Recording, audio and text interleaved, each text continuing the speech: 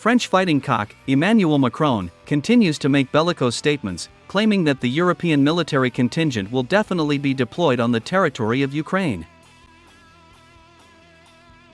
At the same time, this French rooster stopped calling the European military contingent peacekeepers. According to Emmanuel Macron, the European military contingent is now called the Deterrence Forces. The fact is that European globalists could not secure a United Nations mandate to deploy peacekeeping forces in Ukraine. Furthermore, Russia also refused to give its consent to the presence of so-called peacekeepers on the territory of this Eastern European country. In this regard, this new little Napoleon was forced to name the European military contingent as a deterrent forces.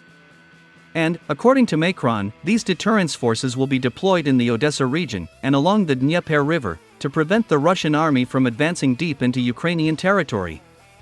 Against this backdrop, I would advise Emmanuel Macron to consider the devastated Ukrainian army, which was regarded as the most powerful and experienced among European NATO countries. Does the French president truly believe that a feeble European military contingent can halt the advance of Russian troops? I hope you understand that this was a rhetorical question.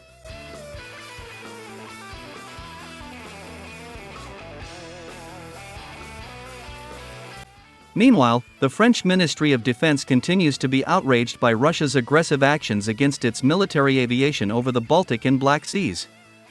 At the same time, the French military department is trying to turn a blind eye to the fact that it is precisely the bellicose rhetoric of Emmanuel Macron that forces Russia to act harshly towards the French military. So, while the French Ministry of Defense was trying to recover from the shock after the incident with the French patrol aircraft in the skies over the Baltic Sea, it became known about another incident between the French and Russian forces, this time in the skies over the Black Sea.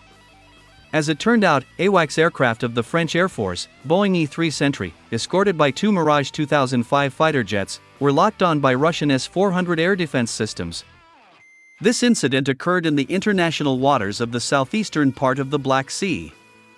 It is noteworthy that the Russian military acted very harshly.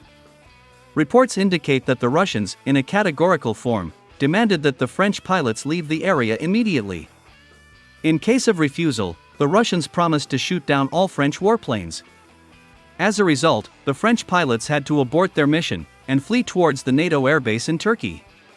Commenting on this situation, French Defense Minister Sébastien Lecornu said that Russia is behaving very aggressively and unlawfully.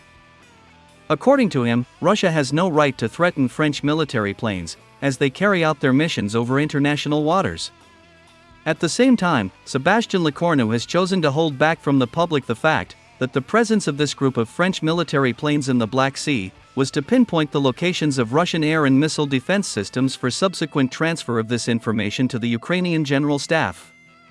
Thus, we see that the French authorities continue to raise the military and political stakes both in the Baltic region and in Ukraine. Current developments indicate that due to the provocative actions of the French authorities, we are likely to see not only downed French warplanes over the Baltic and Black Seas, but also destroyed French troops in Ukraine.